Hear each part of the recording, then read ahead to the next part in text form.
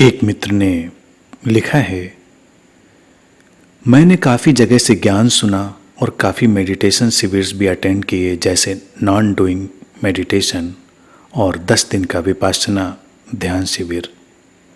ध्यान के अनुभव भी हुए, कुंडलनी जागृत भी हुई, लेकिन स्थिरता नहीं बन पाई और मन की चालों की वजह से और जो विजुअलाइजेशन टेक्निक्स अप्लाई की, अब इमेजिनेशन में और अतीत में फंसा रहता हूँ और फ्रस्ट्रेशन उसके साथ बढ़ता चला गया है।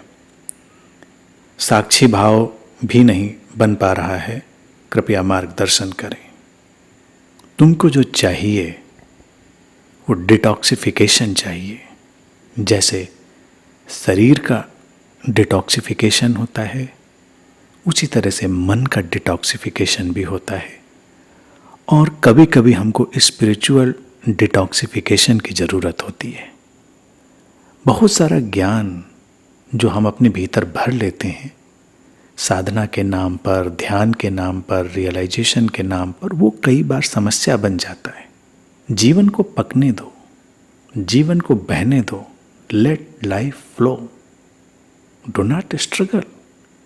तुमने बहुत सारे शब्द सीख लिए हैं, तुमने बहुत सारे विचार अपने मन में रिकॉर्ड कर लिए हैं और तुम उनके अनुसार जीवन जीना चाहते हो, तो वो कुंठा तो बनेगा, फ्रस्ट्रेशन तो बनेगा ही। स्थिरता कहाँ पर आ पाएगी?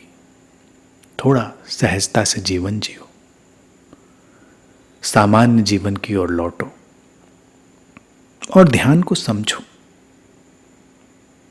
ध्यान के सार को समझो। ध्यान इन क्रियाओं में नहीं है, उस शिविरों में भी नहीं है।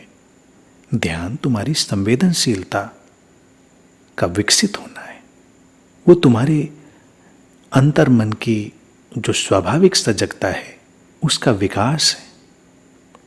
और साक्षी भाव नहीं सध रहा है, तुमको इसकी चिंता है। क्या होता है साक्षी भाव? उसकी चिंता क्यों है तुमको? घटना होगा घट जाएगा, नहीं घटना होगा नहीं घटेगा। तुम जैसे हो, पूरे अस्तित्व ने तुमको वैसा ही चाहा है।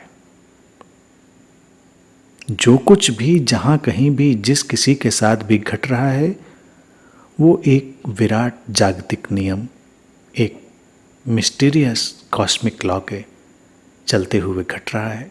तुम्हारे साथ जो हो रहा है वो भी उस कॉस्मिक लॉ के चलते हुए हो रहा है। उसको होने दो, साक्षी की चिंता मत करो और कुछ दिनों के लिए तुम सारी स्पिरिचुअल टर्मिनोलॉजी, सारा ज्ञान भूल जाओ। घूमो फिरो, नेचुरल स्पेसेस में जाओ, लोगों से मिलो, जो भी सामान्य जीवन की प्रक्रियाएं हैं उनको जियो। प्रकृति के साथ रहो, अपने साथ रहो, लोगों के साथ प्रेम से, सौम्यता से, करुणा से व्यवहार करो। किसी के आंसू पोंछो, देखोगे तुम्हारी कुंठा कम हो रही है।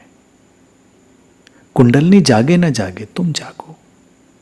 कुंडलनी सोई भी नहीं किसी की होती है, लोग ही सोए होते हैं। ये कुंडलनी जागना और फिर उसका सो जाना, ये सब हमारे भ्रम है।